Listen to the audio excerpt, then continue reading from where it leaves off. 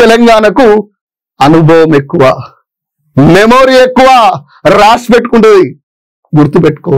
ఇంకేమంటాడు మిత్రులారా, కాళేశ్వరంపై Ghosh commission report ను అసెంబ్లీలో పెట్టిన సర్కార్. ఘోష్ కమిషన్ రిపోర్ట్ పెట్టిండట, అసెంబ్లీలో పెట్టిండట. ఎప్పుడు పెట్టిండు? పొద్దున పెన్ డ్రైవ్ లో ఇచ్చిర్రు. పొద్దున పెన్ డ్రైవ్ లో ఇచ్చి హరీష్ రావును తట్టుకోలేక హెలికాప్టర్ లో పారిపోయిన నీచుడు రేవంత్ రెడ్డి కాదా? హరీష్ రావు, అదే హరీష్ రావు వాళ్ళకు ఒక్క బిడ్డ, వాళ్ళ నాయన క్యాన్సర్ తో బాధపడుతుంటారు. ఆయన ఇంట్లో చాలా సమస్యలు ఉన్నాయి, చెప్పకూడదు, చాలా సమస్యలు ఉన్నాయి.